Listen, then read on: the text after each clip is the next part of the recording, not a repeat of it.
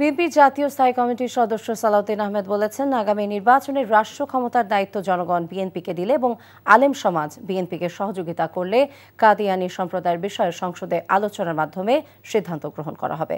আর জামায়াতে ইসলামের সহকারী secretary general মাওলানা রফিকুল ইসলাম খান বলেছেন, কাদিয়ানীদের অমুসলিম ঘোষণার বিষয়ে কারো কোনো দ্বিমত নেই। ইফতেখার রেজা রিপোর্ট।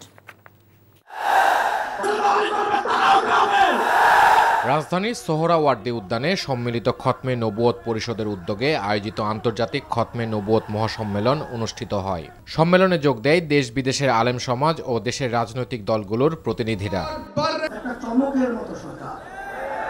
রাজনৈতিক দলগুলোর পক্ষ থেকে সমাবেশের দাবির সাথে একাত্মতা পোষণ করে তারা বলেন, ক্ষমতায় গেলে আলাপ আলোচনার মাধ্যমে রাষ্ট্রীয়ভাবে দাবি বাস্তবায়ন করা হবে। এদেশের জনগণ যদি আমাদেরকে মহব্বত করে দায়িত্ব দেয়, যদি আপনারা সবাই সহযোগিতা করেন, একসাথে থাকেন, তাহলে আপনাদের এখানে আজকে যে সমস্ত দাবি দেওয়া আছে, আমরা সকল দাবি দেওয়া কানুনি সকল ব্যবস্থা জাতীয় সংসদে আলাপ আলোচনার মাধ্যমে গ্রহণ করা হবে ইনশাআল্লাহ। আমরা যদি এই বাংলাদেশে জনগণ যদি আমাদেরকে নির্বাচিত করে, এই বাংলাদেশে আগামী দিনে অমুসলিম কাদিয়ানীরা অমুসলিম ঘোষিত হবে ইনশাআল্লাহ। এ সময় মঞ্চে আগত বক্তারা কাদিয়ানী সম্প্রদায়কে অমুসলিম ঘোষণার দাবি জানান।